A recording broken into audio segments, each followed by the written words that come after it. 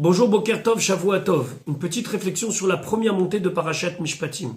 Dans notre parasha, nous allons voir tout au long de la semaine des lois qui sont de l'ordre du juridique. Du juridique pour que la société soit une bonne société. Celui qui fait un dommage, celui qui frappe, celui qui tue, etc., etc. Ce sont des Mishpatim, c'est-à-dire des lois de l'ordre de la compréhension humaine. Il n'y a pas ici, sauf quelques exceptions dans la paracha, des lois qui sont de l'ordre du spirituel, mais de l'ordre de logique. Il faut des lois pour qu'un pays, une société soit gérée, c'est ce que l'on voit dans Parashat Mishpatim. La Torah nous prévient tout de suite, Ve'elea Mishpatim. Et voici les Mishpatim. Et le et voici, c'est pour faire un lien avec ce que l'on a vu précédemment. Précédemment, on a vu Har Sinaï, le mont Sinaï, le don de la Torah, le côté divin de la Torah. Alors que ici, dans notre paracha, on voit beaucoup le côté humain, évaluation, compensation financière, etc., etc. Pour nous, les deux ont été donnés sur le Har Sinaï. Les deux ont été donnés par Akadosh Baruch Hu à Moshe Rabbeinu. Il n'est pas question de dire qu'il y a plus d'importance dans telle mitzvah parce qu'elle est de l'ordre du spirituel et moins d'importance puisque ici c'est de l'ordre du juridique. Le Ben Adam la Makom, la relation entre nous et Akadosh Baruch Hu, et le Ben Adam la Chavero, et la relation entre les hommes, font partie de la même Torah des 613 mitzvot qui ont été donnés par Akadosh Baruch Hu au mont Sinaï. Étudions la première mitzvah de notre paracha. Eved Ivri. Eved Ivri, c'est un homme hébreu, ivri, qui a été vendu comme esclave. Pourquoi il a été vendu comme esclave? Parce qu'il a volé, il n'a pas de quoi rembourser, alors le Beddin le condamne à être vendu, et il va donc travailler pendant un certain nombre d'années, et avec la somme de sa vente, on va rembourser la personne qui a été volée, la victime. Combien de temps il peut travailler? Maximum 6 années. C'est-à-dire que nous avons un cycle qui s'appelle la Shemitah. Tous les 7 ans, il y a l'année shabbatique. Alors, automatiquement, ça ne peut pas dépasser 6 ans. Même s'il a été vendu la première année du cycle de l'année shabbatique, il sera automatiquement libéré au bout de 6 ans. Donc, maximum 6 ans. Il arrive des fois, la Torah nous dit qu'au bout de 6 ans, l'esclave veut rester chez son maître. Il dit « Ahavti et Adoni, j'aime mon maître ». Alors, à ce moment-là, on le prendra, on l'amènera au Beddin, et le Beddin va procéder à quelque chose de très particulier.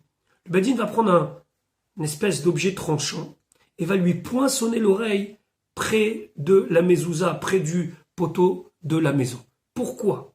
Pourquoi lui poinçonner l'oreille? Rachid nous expliquait. L'oreille qui a entendu que tu ne dois pas voler, ou bien, selon une autre version, l'oreille qui a entendu que vous êtes mes sujets, vous êtes mes avadim, Akadosh Baruch Hu, il dit, tu choisis de sortir du joug d'Akadosh Baruch Hu pour te soumettre au joug d'un homme, alors ton oreille est poinçonnée. Et là, il y a une notion ici très très importante. Quel est le lien entre le Har Sinaï et la paracha? C'est pas seulement un lien pour nous dire que toutes les lois ont été données au Har Sinaï, c'est un lien beaucoup plus profond. Qu'est-ce qui s'est passé au moment du Har Sinaï? Qu'est-ce qui s'est passé le 6 Sivan 2448? Finalement, on s'est engagé à servir Akadosh Baruch Hu. C'est ce qu'on appelle Kabbalat Ol Malchut Shamayim. On a reçu sur nous le joug de Akadosh Baruch Hu. Le Rabbi expliquait qu'il y a deux sortes de joug. Il y a le Ol Malchut Shamayim, il y a le joug d'Akadosh Baruch Hu, il y a le fait que nous soyons soumis à Akadosh Baruch Hu, nous sommes Eved Ivri, des serviteurs hébreux soumis à un maître qui est Melech Malchei Amlachim Akadosh Baruch Hu, qui est Akadosh Baruch Hu, ou bien, ici au départ, sans véritablement le vouloir, on se retrouve esclave de l'homme. Le Eved Ivri ici s'est retrouvé esclave de l'homme.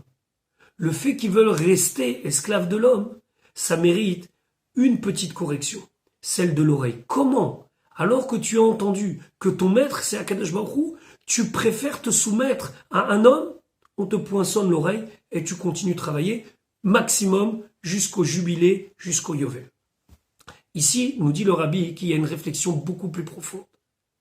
Chacun et chacune d'entre nous, on ne peut pas se mentir, nous sommes soumis à la parnassa, au devoir de ramener de quoi vivre, soumis à tout ce que la vie nous impose comme contrainte. Mais on a une soumission qui est beaucoup plus haute que tout, c'est celle à Akadosh Baruch Hu. C'est notre obligation depuis Har Sinaï, depuis le mont Sinaï, lorsqu'on a dit Naaseh v'nishma, nous ferons, nous comprendrons, on s'est mis sous ses ailes, on s'est mis sous sa propriété. Nous sommes ses avadim, nous sommes ses serviteurs. Il n'y a pas ici un sens qui pourrait être un sens de dénigrement, au contraire. qui peut être pas fier d'être l'esclave d'Akadosh Baruch Hu? Alors lorsqu'on se soumet à quelques heures par jour, quelques minutes par jour, et qu'on lui montre que nous sommes sous sa coupe, alors automatiquement on va vivre l'autre côté de notre soumission, celle à la vie, avec beaucoup plus de facilité. Mais si nous sommes complètement soumis aux difficultés de la parnassa, aux difficultés de la vie, alors l'oreille qui a entendu que ton maître, c'est Akadosh Baruch Hu, doit être poinçonnée, parce que c'est ici quelque part une erreur.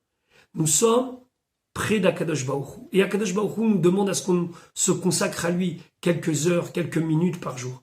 Et ceci nous permet beaucoup plus facilement de supporter les difficultés qui sont les difficultés du Eved Ivri, de l'esclave hébreu dans la vie du quotidien.